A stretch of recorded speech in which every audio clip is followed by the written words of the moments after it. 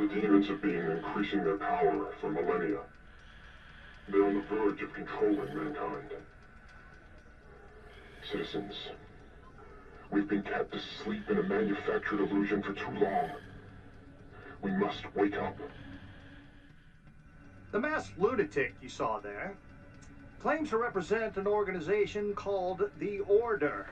Okay, so ever since Devil May Cry 1 came out on the PlayStation 2 in 2001, fans of the hack and slash genre found a new kind of love. The bounds were officially expanded after releasing this gem. Next to the perfect voice acting filled with humor, it was being presented in 60 frames per second, which really made the franchise into what it is today.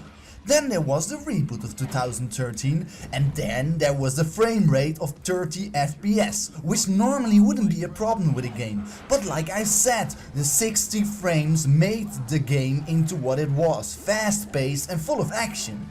Now here we are in a new era filled with remastered versions, where I got my hands on a 60 frames per second version of DMC Devil May Cry, available for the PlayStation 4 and Xbox One. Yeah, baby!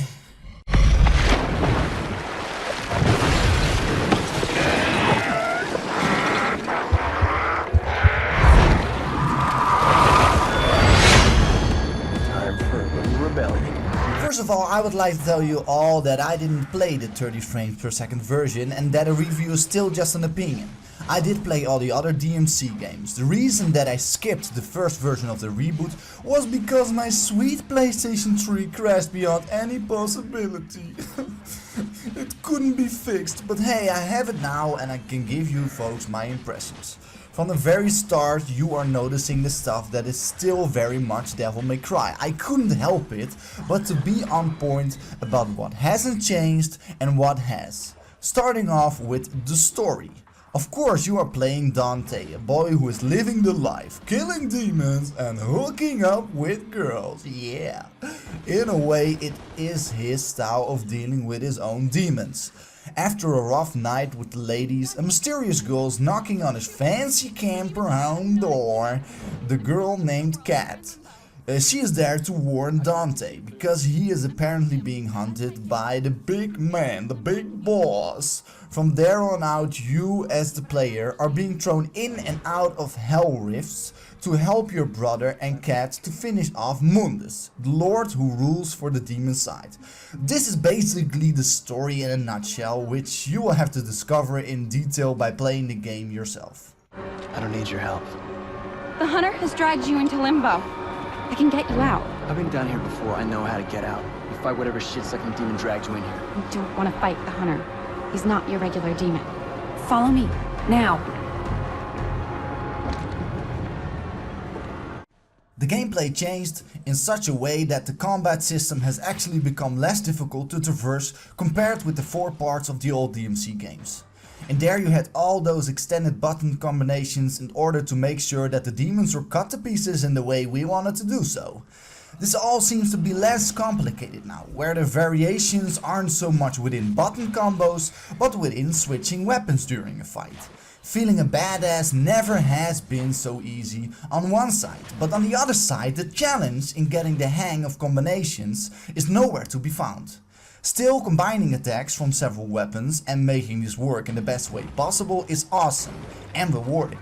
Like always, you will get your hands on a variety of guns, swords and other gear. These are upgradable through the known statues who are within the game. Here you can buy several skills for Dante himself, his weapons and items.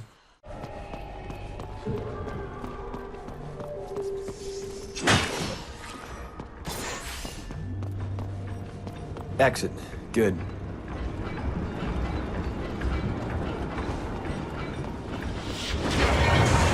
Not good. Yeah, whatever.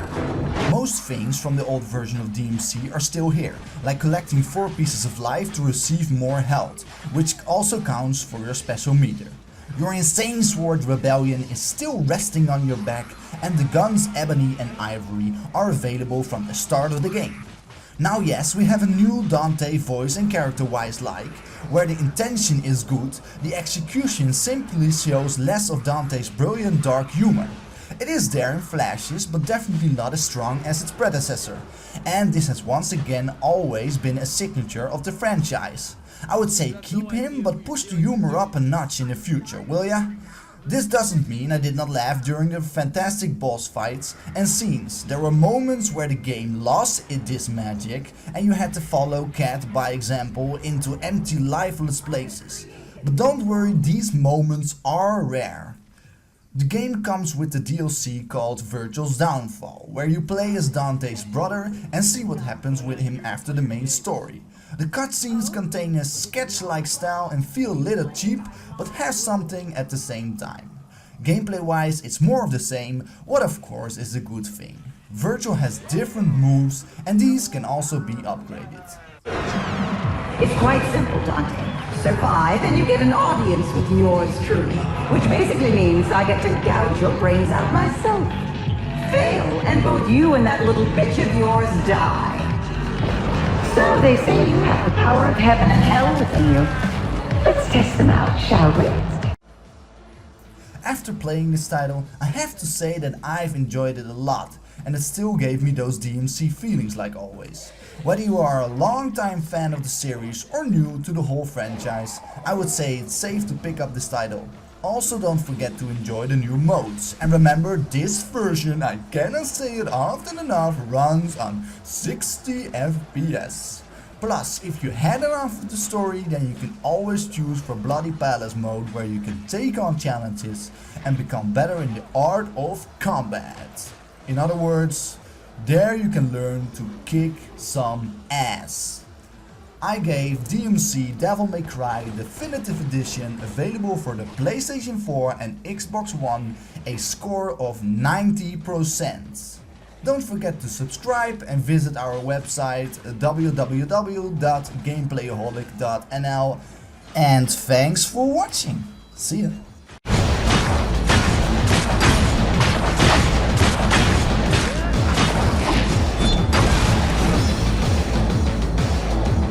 Meow.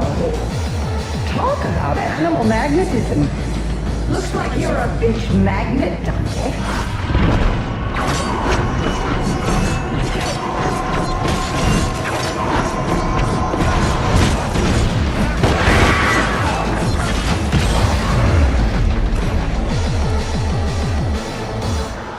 Your turn, Barbie.